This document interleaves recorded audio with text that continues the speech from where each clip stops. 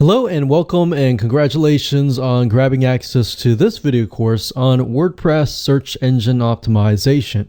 This is video number 1 and we're going to begin with the introduction and the quick overview. So are you ready to understand how to make your rankings stick and understand the fundamentals that don't necessarily change? Now, before we do that, I want to talk about mindset, because I'm a big believer that if you're in the right mindset before you implement this process, then your likelihood of speeding up the process and doing it successfully is higher. Now, a lot of marketing strategies come and go.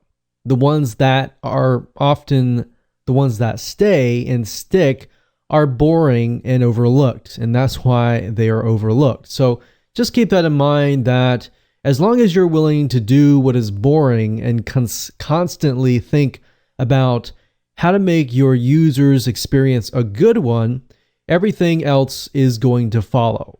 So now what I want to do is give you a quick overview of the video course itself so you know exactly what to expect, and that way when you implement the process, it'll just make more sense. This is video number 1. Video number 2, we're going to talk about the intent of a keyword. Now, the reason why we want to do this before we get the keywords is because a lot of people, generally speaking, they'll type it in a keyword tool, they'll get a bunch of keywords, and then they'll just begin to try to rank on them. That is a big mistake. And the reason being is because if you don't know why somebody typed in a keyword, where they are in the process of buying, whether they're researching, whether they're comparing, whether they really don't know what they're buying, or if they do know what they're buying, it's going to be a lot easier to convince them. So knowing the intent of a keyword is crucial. Third, we're going to talk about getting keywords and understanding LSI, and I'll talk more about that acronym in that particular video. But at this point in time, we're going to get keywords and we are going to be using a free tool. Video number 4, we're going to talk about on-page optimization basics. Unfortunately, a lot of people miss out on optimization in terms of their website itself, such as how do you make your website search engine friendly so that when the search engine comes to your website, they know exactly what you are talking about. And video number 5, we're going to talk about WordPress on-page optimization. So from video 4, I talk about the fundamentals. Video number 5, we are going to do some implementation. So you learn it, and then we are going to implement it. All right. Video number 6, we're going to talk about creating LSI content so that Google knows what your content is all about, and therefore it's more likely going to rank you higher as long as you're not spammy. So what we're trying to do is we're trying to appease primarily the human being that is reading the content, but in doing so, you will please the search engines as well. We're not talking about black hat tactics here or gaming the system or anything like that. We're talking about long-term strategies. So video number 7, we're going to talk about on-page consistency with WordPress plugins. And I'm going to talk about some plugins that we have tested and we have found that work well with our results. Some plugins have come and gone. There's a particular one that I have found that has really done well across the board. And then I'm going to throw in a bonus in video number 8, and we're going to talk about high authority backlinks, where to go to get them, why high authority backlinks are more important than just a bunch of backlinks. So you see, back in the day, you could throw 100 backlinks at a site and get it ranked. And not so much nowadays, but this is more of a long-term strategy, and this works now and most likely will work in the end as long as you do not do it in a black hat manner. So that's that. And the next thing I want to do is talk about things you need to get started. Now, obviously, you're not going to need to have any tools because everything else is free aside from the domain and everything like that. But with the domain, the web hosting, that does cost money. Aside from that, WordPress is free. Aside from that, all the tools that we're going to be using is free too.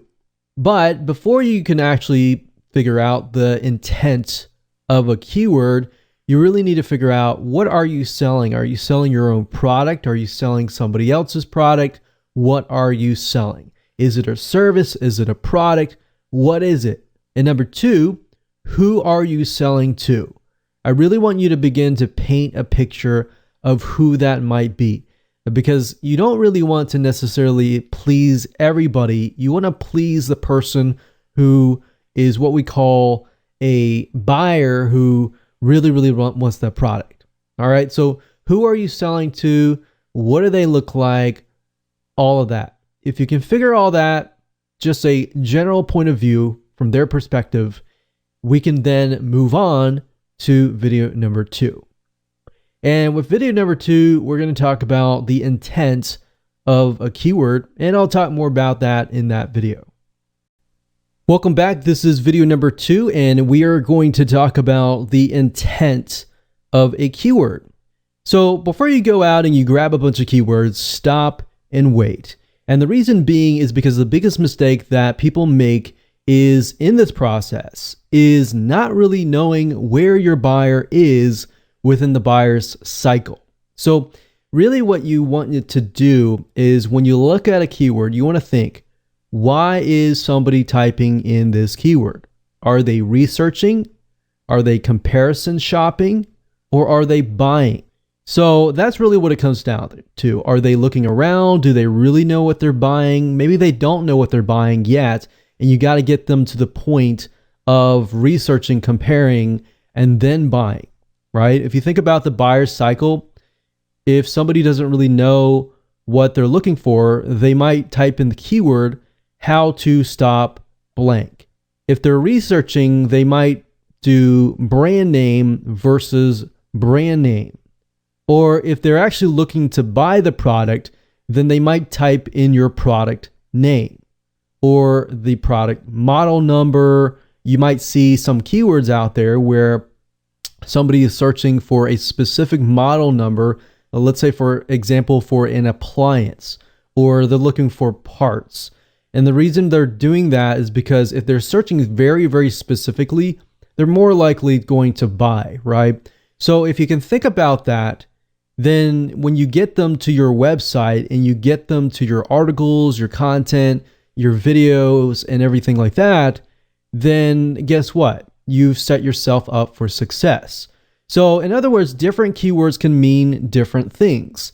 And not understanding where your buyer is within that process can set you up for failure. Now, this can change depending on which article they land on, like I said earlier. So creating your content based on the intent of the keyword is crucial. So I really want you to kind of think about that before you go out and begin to really start digging up keywords and doing keyword research, using keyword tools, or anything like that. It doesn't matter if you're using a paid keyword tool or a free keyword tool. Same thing. Understanding the intent of your direction is crucial. So if your site mainly is trying to sell stuff right off the bat, and you might want to target mainly buyer keywords or keywords where people are comparison shopping you versus your competitor. And then of course you can go from that point and then drill deeper and dig on keywords that are related to somebody who is not necessarily knowing what they're looking for. So now that we have gotten that out of the way, now you understand that now that you're thinking about it, you're more likely to succeed and you're more likely to be able to create content that will convert. Now let's talk about the fundamentals and move on to video number 3.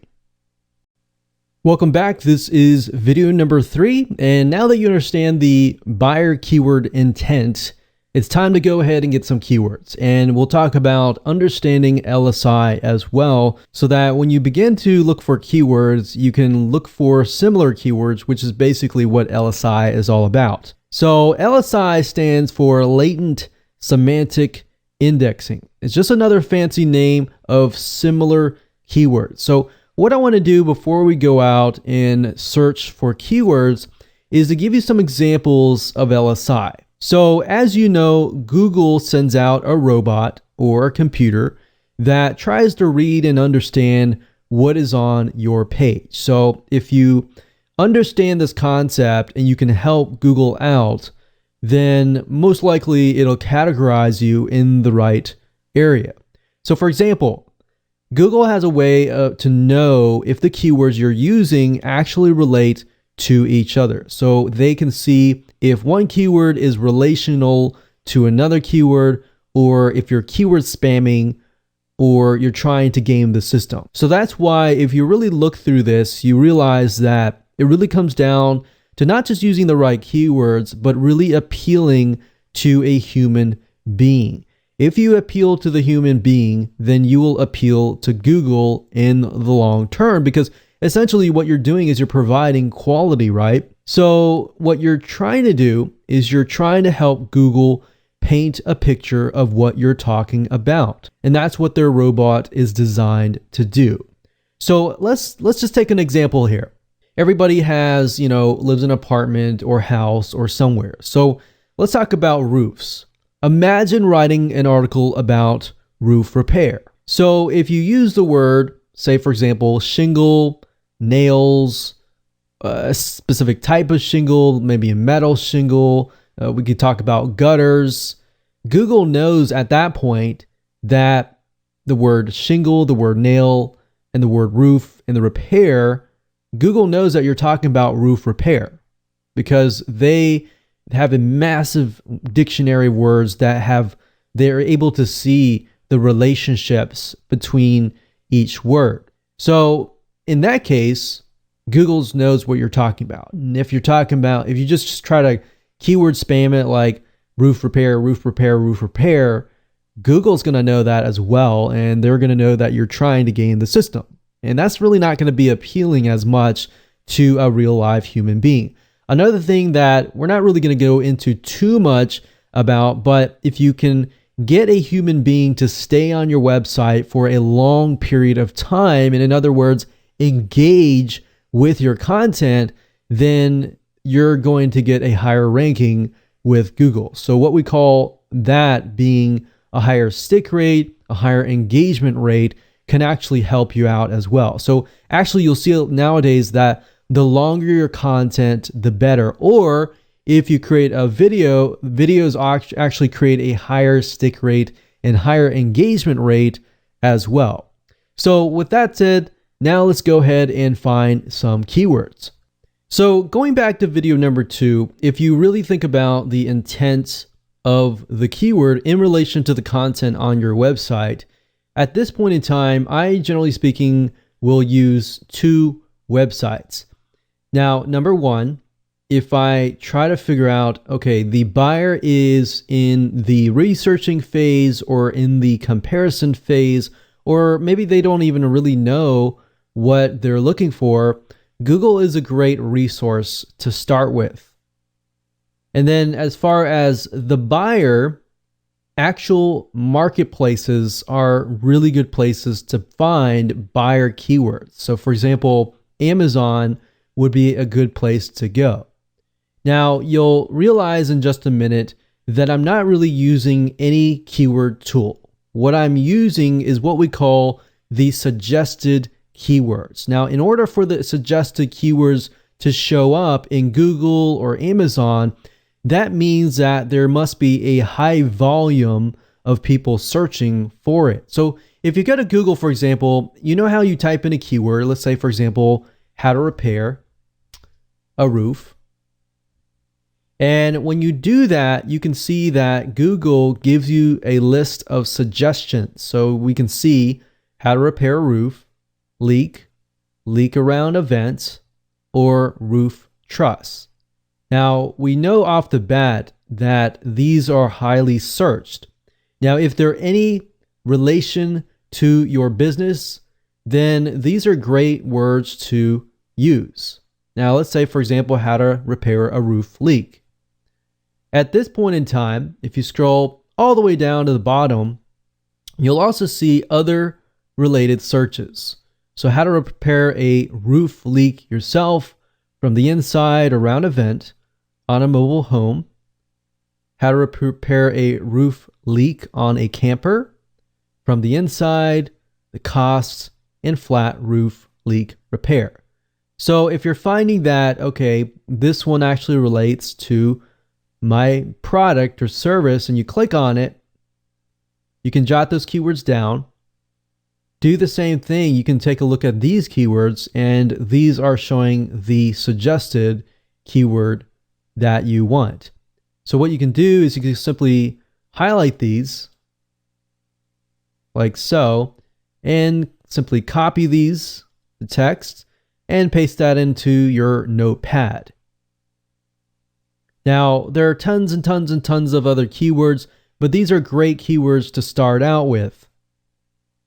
Now, generally speaking, what I like to do is I like to use these as article titles. Now, if you dig a lot deeper and you look at particular articles that are surrounding these particular titles, or if you take these long tail keywords or long phrase keywords and you put them into your favorite keyword tool, whether that be Google Planner or another keyword tool, that keyword tool will, generally speaking, will give you a larger list of keywords that are related. And those are what we call LSI keywords, or latent semantic keywords, or keywords that are actually related to the direct main keyword. So again, if I'm doing any type of keyword researching and I'm looking for somebody who is researching or they're comparison shopping, I'll type that in here. I'll look at these.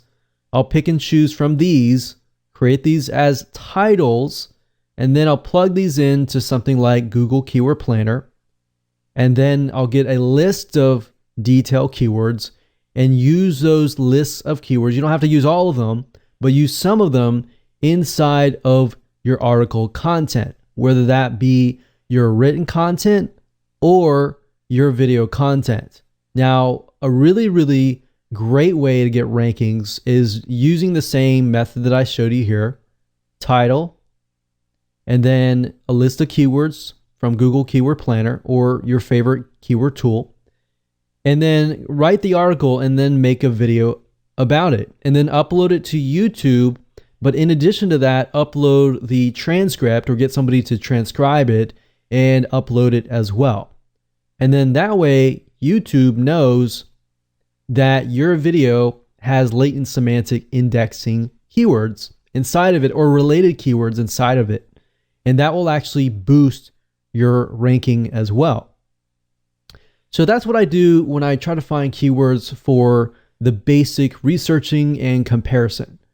Now, I like to use Amazon when it comes to products that we actually want to sell. Now, obviously, Amazon does not have all of the products and services. You can use something like eBay, and if you don't find anything, you can also use Google as well. But as you know, if you go to Amazon, let's type something in here like roof repair.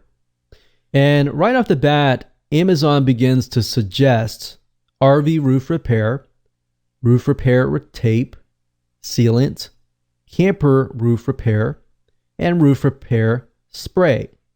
Now, remember, we actually saw the camper roof repair in Google as well. So if we take a look at here, this gives us some ideas about what keywords people are using. You can even look at the ratings, the negatives and the positives, and see what kind of language people who buy this actually use, so that you can use those same terminology and language to speak to them. Because otherwise, if you don't speak their language, they'll feel like, wait a minute, you're not really, maybe, are you legitimate? So you really want to make sure that you speak their language, speak to them and their needs. And what better way to do that than using Amazon.com or paid marketplaces?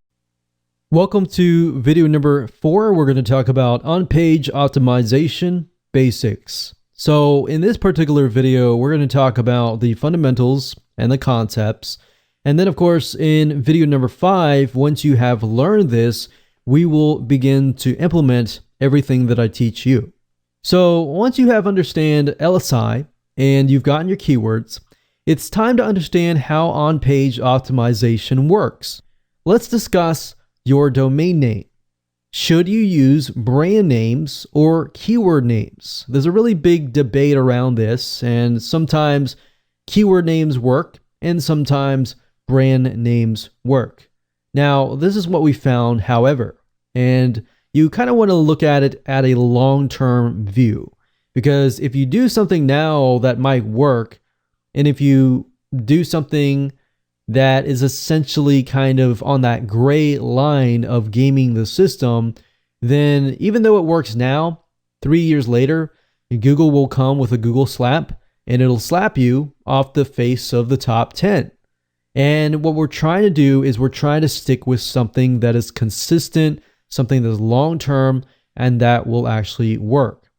Now, obviously, we don't know the future, but we can look at the past and in the last decade and see what has come and gone. Now, Google is actually moving away from domains that are gaming the system. They absolutely love brand names.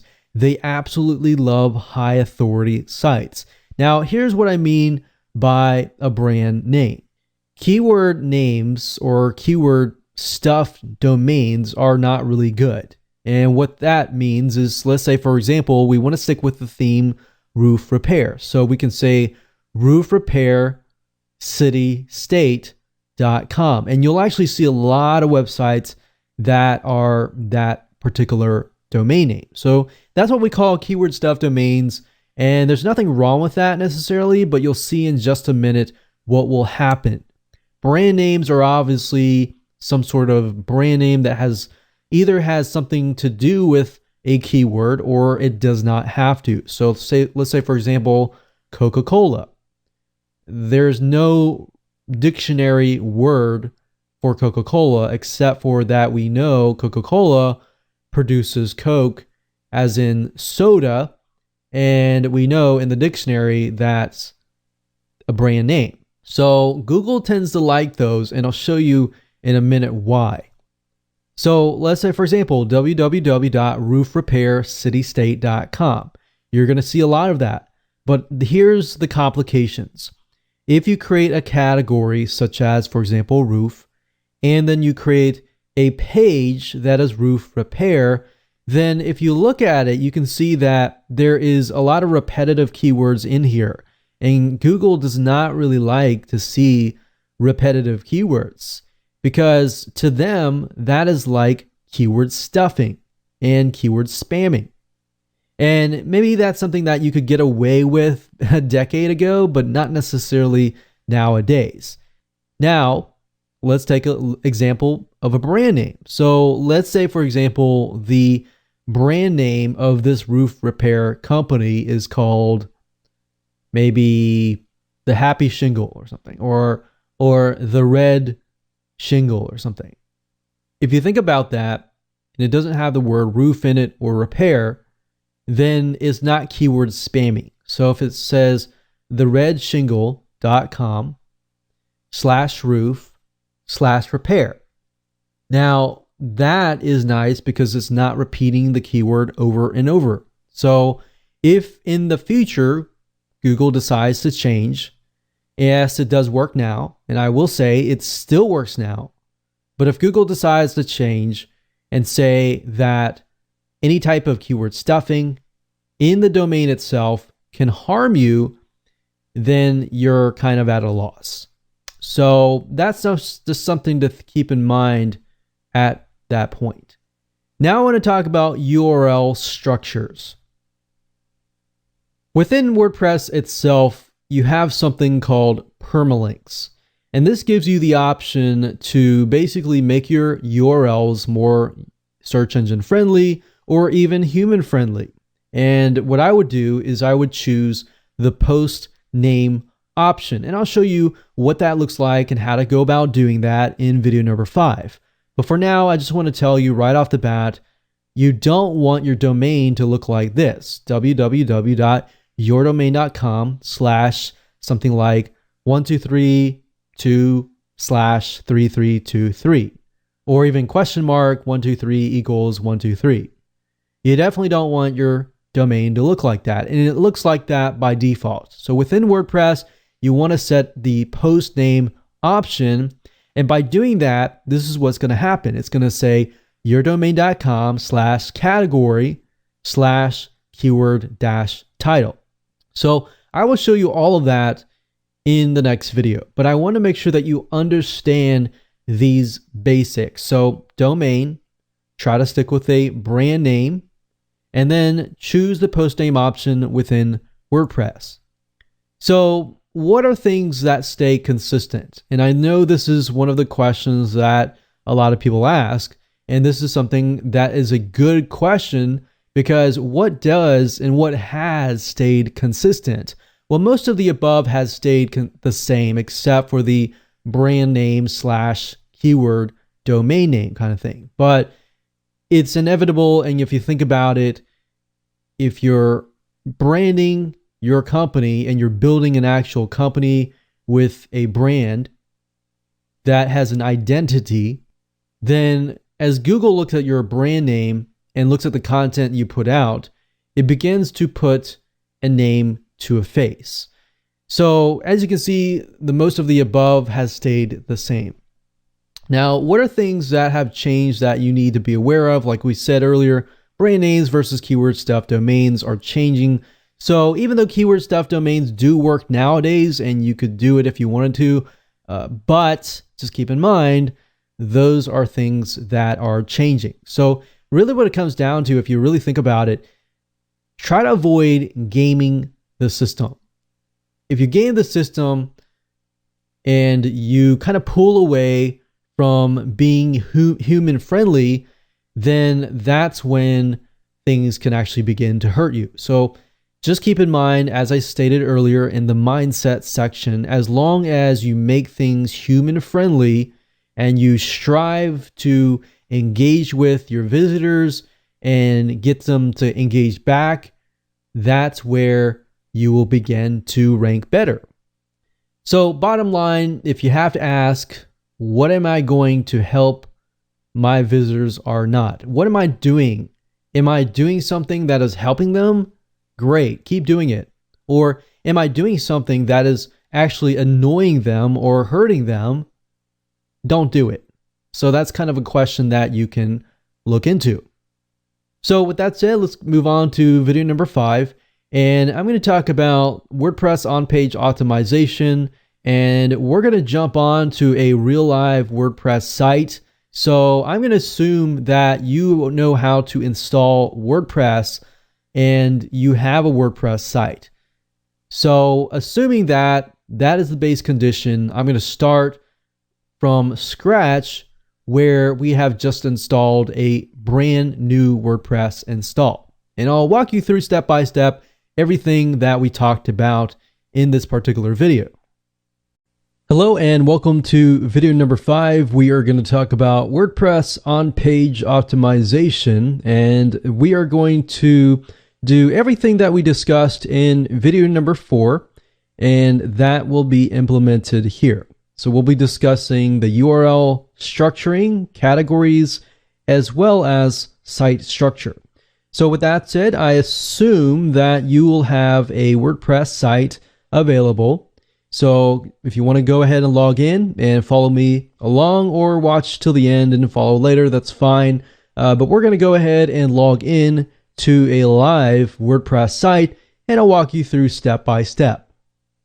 So right now I have logged into my WordPress administrator dashboard, and I want to say that if you don't have WordPress installed, it's super easy. If you have any problems, just contact your web hosting company, and they'll typically point you to a software application that will install the WordPress site really fast within less than 3 steps.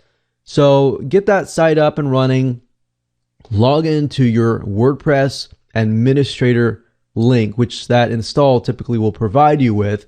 But if not, you can always go to yourdomain.com/wp-admin.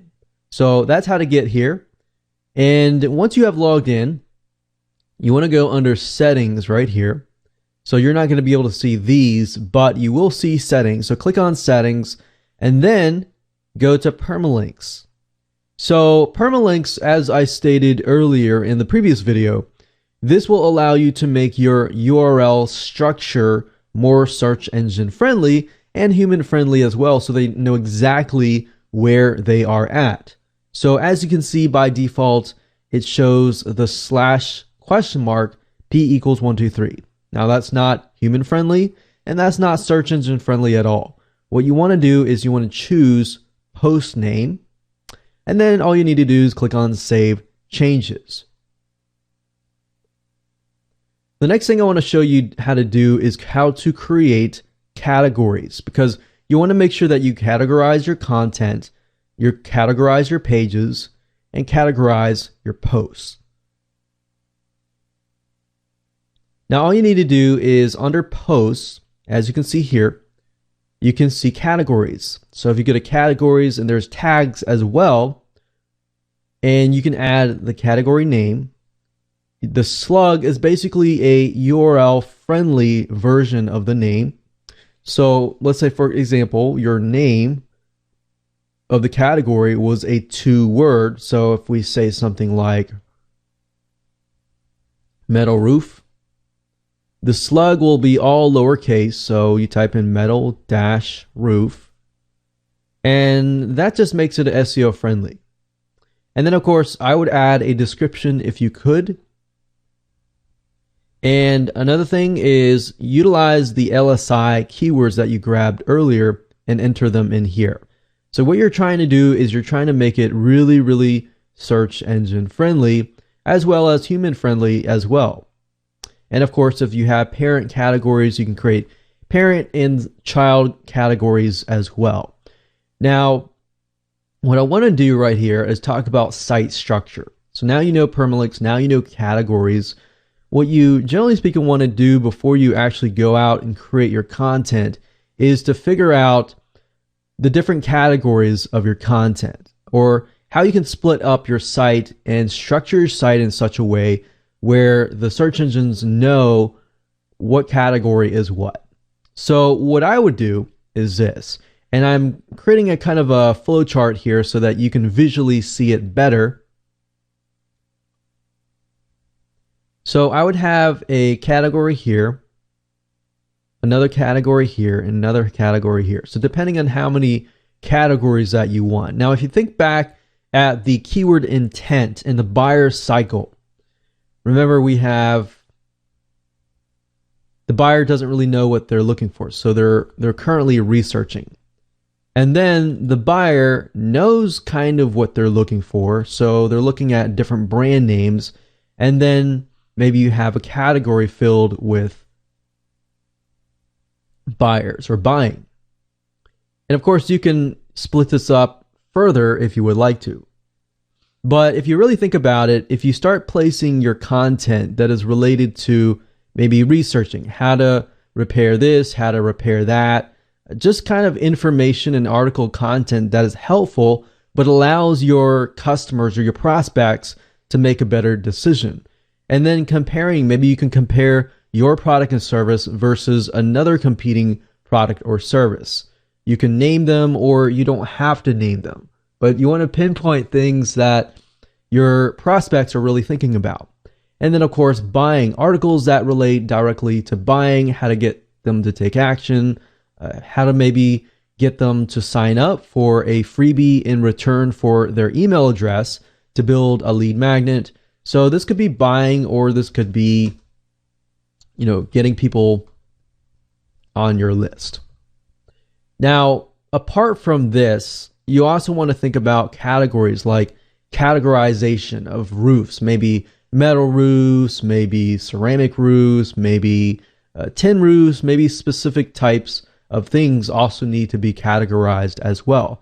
So obviously your content or your page and post would be underneath that category. So you want to make sure that you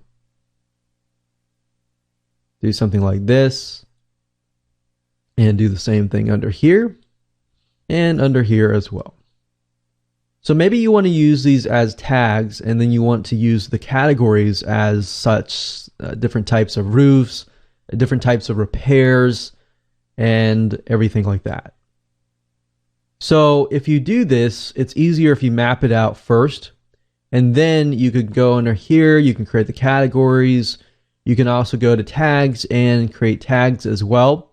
And tags will allow you to connect content. So for example, if a bunch of pieces of content were related to, researching or even comparison charts, you could have that and have the content that have comparison charts or comparisons in them tagged in there. So if somebody's doing comparison research and they're trying to compare everything, they'll be easily able to find those different comparison charts and what they're looking for.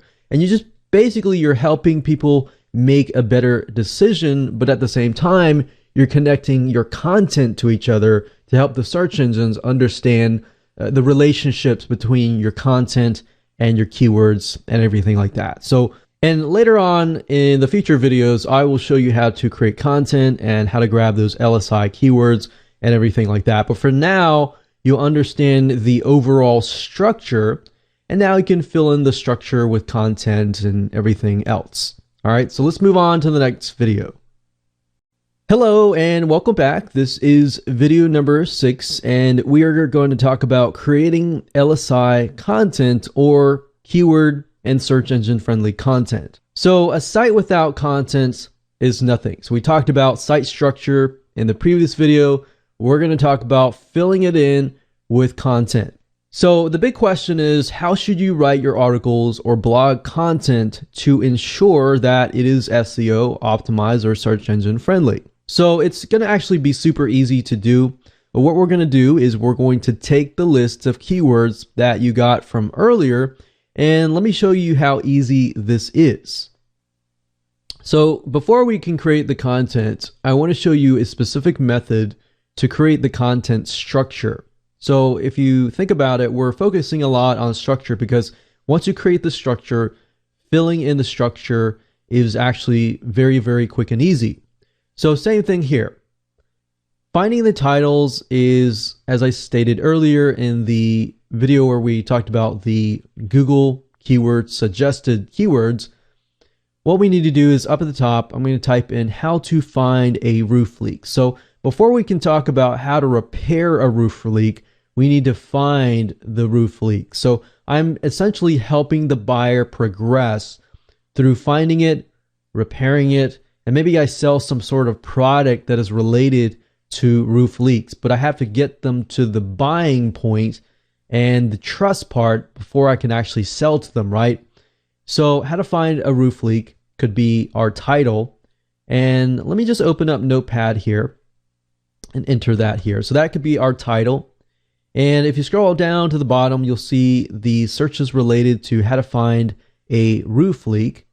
So if we take a look at the keywords here, and we're going to highlight it and copy, and then I'm going to go ahead and copy it over to Notepad here. So if you copy it, we can see it's all here. So it says how to find a roof leak on a flat roof. We've got mobile home, how to find a roof leak with no attic from the outside, on a tile roof, on a RV, and of course, how to stop it. So of course, that is actually the progression. So finding it first is crucial, and then stopping it could be the call to action. So the question is, how do you want to get people from one step to the next step, right? So once you find the roof leak, you want to stop it. How do you go about stopping it? So the call to action could redirect people from this state of mind to how to stop it. Of course, how to find it, these could be our bullet points right here, because these are different scenarios. And we know down here that these are highly searched because they appear down here. And all we need to do now is create an article about how to find a roof leak. Now, if you want to get really, really specific, you could use all of these and turn these into titles. Now, you could create this as one article. So a general how to find a roof leak. Or you can also use one of these, such as how to find a roof leak in a mobile home. So obviously these are different scenarios. In different scenarios, if you have a specific article for these scenarios, you will essentially be talking directly to that person. So how to find a roof leak in a mobile home. You could actually copy this whole thing, and you could go to the Google Keyword Planner tool. If you don't know how to get there, you can go to Google and you can type in Google Keyword Planner, as you can see here. So we're going to sign in, and all you need to do is go to the search for new keywords using a phrase, because we got a phrase. Click that, enter the phrase in here. You can also enter a landing page, but we're not really doing any of that right now. We're going to go ahead and you can select category if you would like to. But all we have to do in this case is do that, and typically I leave these blank and see what I get, and if I don't get a lot, then I'll go back over here. But we're going to go ahead and click Get Ideas. And Google AdWords is now doing a search for this particular phrase here. Now, if you scroll down, it says mobile home repair, mobile home roofing, roof coating, everything to do with mobile home roofs. Now, obviously, you need to pay close attention to these, because some of these may not necessarily be related to your article content, but some of them are. So typically what I like to do is I like to download the ideas, and we'll download it as a Excel spreadsheet. We'll save the file, and then let's go ahead and open the file right now. So if we look for the keywords here, it's this one here, and I'm just going to go ahead and delete these so that you're able to see everything clearly. And let's go ahead and maximize the screen a bit. All right, so as you can see here, obviously you have a lot of different keywords, and we don't necessarily need to have all of these keywords, but typically I'll pick about a few of these, maybe 10 of these, and then I'll make sure that they're actually within side of my article content. Now, as you can see, it says mobile home, mobile home, mobile home. You have to be careful about repeating your keywords way too much. So what you want to do is you probably want to go with roofing, roof coating, roof over, sealer, replacement, and the keyword that is all the way at the very end, such as repair, sealing, leak repair, vents. You want to make sure that these words are within your article, and if these words are in your article, you actually have a better chance of ranking your article content. So if we go back to here, we can look at the article content, and the keywords will actually be what we pulled just now. I would make sure that they're within your article content. Doesn't really matter where they are. It just matters that they're inside of your article content. And what I would do is I would create the article, or you can even give it to an article writer, and you can get a proofreader as well. So what I typically like to do is, if you're on a time crunch and you have more money than time, then obviously you can go hire somebody. If you have more time and you don't have as much money and you're on a tight budget, then of course you will need to write the article yourself. But you can go to a site called Fiverr.com, and that is Fiverr.com. And all you have to do is enter the service. So you can write in here proofreader. And once you have a good proofreader here, then you can actually get them to proofread for you. And this guy is actually a really, really good guy to go to. And if you go to article writer, And sometimes he's not available. So what I typically do is I like to go to up to 24 hours. So I typically like to find somebody who can do it quick. And then I look for the one who has the most reviews. And then, of course, you want to pay close attention to how many words that they will actually edit for you. So most of them will only do 1,000 words. So if your article is longer than that, you want to make sure that you find somebody like this who will edit up to 5,000 words. All right, even 3,000 words here. But I would pay close attention to how many reviews that they have, because I want somebody who is serious and I want somebody who can have a quick turnaround time. You can also type in the keyword article writer, and same thing. Delivery time, I don't really mind too much about that, but you'll have to log in to actually buy from these people. But typically, I like to do seller language is English, so I definitely want their first language to be English. So I want to check either one of these two. Level 1 or 2 are good sellers. That means that they have higher ratings, they have higher feedback, they have a good reputation. And that way, you get somebody like that. Typically, I'll find a few and I'll try to send it to a few of these, and I'll see which one has the best article, and then I'll stick with them. And then, of course, you can find a videographer to take that article and then maybe make something visual so that you can upload it to YouTube. Welcome to video number 7. We're going to talk about on-page consistency via WordPress plugins. Now, in video number 5, we talked about site structure. In video number 6, we talked about filling that structure with content. Now, before you actually add those content to your posts or your pages, you want to make sure that you install a specific WordPress plugin called Yoast. And Yoast SEO is a plugin that we actually tested. We have gotten better results with Yoast than the other WordPress plugins, and this has been going on for many years.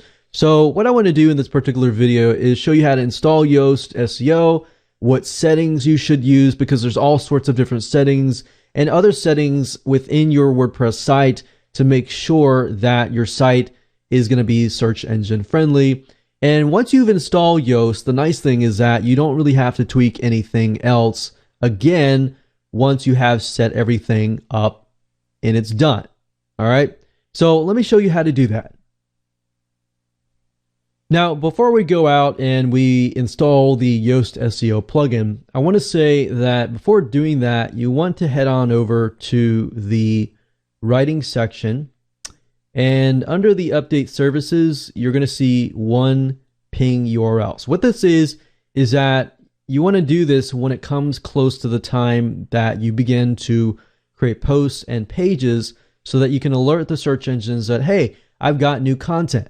So what you want to do up until this point is click on Update Services, and they're going to give you a list of URLs. So all you have to do is simply highlight that.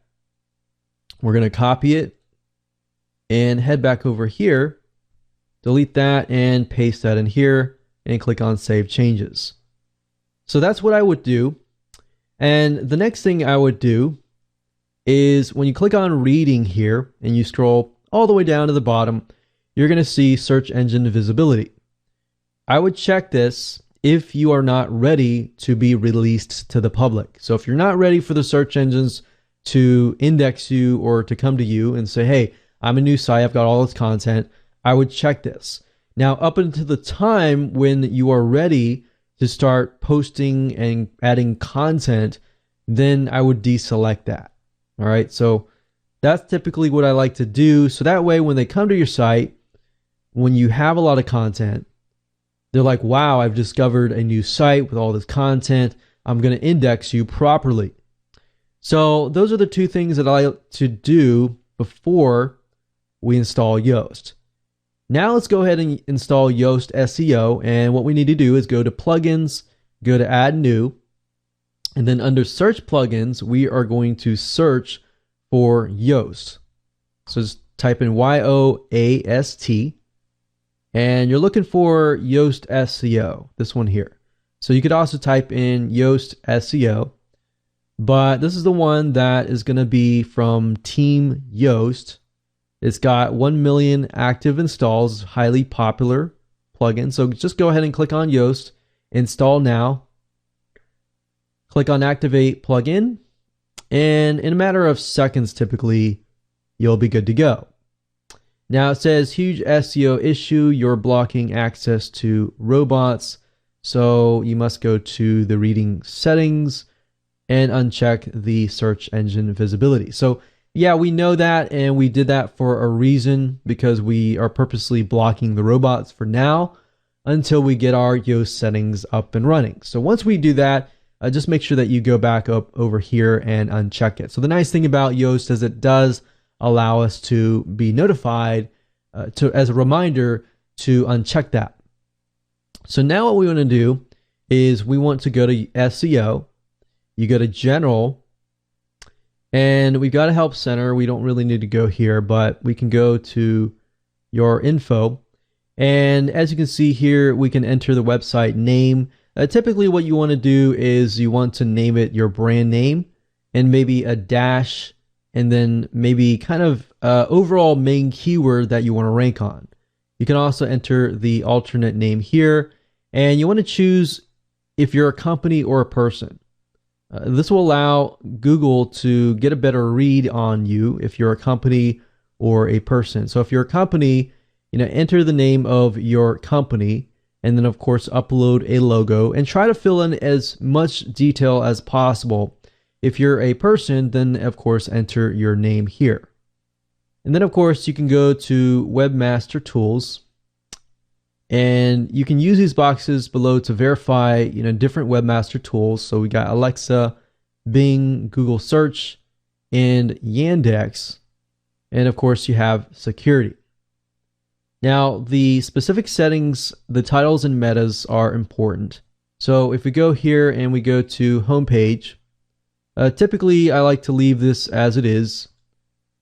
Post types, we have templates. Now what this means is that every time you create a post or page, the title will show up, the page and the site name will show up as well. So if you only want the title to show up, you can always delete all of this. But typically I like to leave everything as they are, because they've done a lot of testing to know what works and what doesn't really work. So Meta Robots, we can index it. That just means that they'll come to the site and index your site. And Meta Box, I'll leave that as it is. Meta Description allows you to kind of customize the description of every page, every post, and all your media. So what this does, it also allows you to make your media search engine friendly as well. So we leave taxonomies alone. We typically leave everything alone, but you can always customize it further if you would like. And then of course we have social optimization. So if you do have a Facebook page URL, it's a good idea to enter them here, specifically because Google likes to know that if you are a brand name, that you have other social properties that could possibly be linking to you. And if you can enter Facebook, Twitter, Instagram, and your other URLs here. And of course, you can customize it further as well. Next, we have XML sitemaps. And you can expand the number of entries per sitemap, but 1,000 is a good amount, so you don't really need as much more than that. Then you have post types, excluded posts, and taxonomies. Then of course we have the advanced section, which we have the ability to create breadcrumbs and make our permalinks a lot more search engine friendly if we want to. So in all, typically I leave them as they are, but I'm just going through here to show you that you can tweak things when you want to. Now, once you have installed the Yoast SEO plugin, I wanted to show you this, but after you create new pages, when you enter the title here, the body of the posts, if you scroll down, you'll be able to see Yoast SEO, and this will allow you to change the settings for every specific article. So right now, obviously there's nothing here, but if we enter the title and the description, this will automatically change here. You can enter the focus keywords particularly for that. And what's nice about Yoast is it will analyze your content, as you can see here. So it'll tell you, upon looking at your content and analyze your content, it'll give you kind of a overview of how that looks like to the search engines. So that's why I like Yoast really, really well, because it gives you so much data to go off of, and it makes your site really search engine. So from our testing, we found that Yoast was actually very, very good. So obviously, once you are ready, once you have created your first content piece, then of course, go up here and deselect the search engine visibility like this, so that you can get the search engines back to your site. And then every time you create a post or a page, it will ping those ping sites, which will then get search engines back as well. All right. So I hope you enjoyed this particular video. As you can see, it's not really hard. Just do those two settings that I talked about earlier. Install Yoast SEO. You can keep them as they are, the settings wise, and that's it. So congratulations, you have reached the end of this video course. This is video number 8, and this is going to be a bonus, and this is going to be about authority backlinks. And basically, now that you have gotten your basic on-page SEO down, let's talk a little bit about off-page search engine optimization. So back in the day, you could literally just throw a bunch of backlinks and it would work. But nowadays, you kind of have to be careful about the backlinks that are pointing to you, because Google will pay close attention to these. So that's a good question. What types of backlinks should you avoid, and which ones should you actually focus on? So gone are the days where you could throw a bunch of backlinks, hundreds and hundreds of backlinks on a website, and it would rank. In fact, if you have that right now, it's probably hurting your site. So here's what we want to do. Google pays close attention to high authority backlinks. And what I mean by that is high authority websites and social properties such as YouTube, Twitter, Facebook, and any large social network, especially like networks that are related to your theme. So even LinkedIn. So getting a direct backlink from these sites is actually very, very good. Now, let's say this, for example, is your site, and we'll call this the money site, because this is where people buy from you. This is where you sell to them.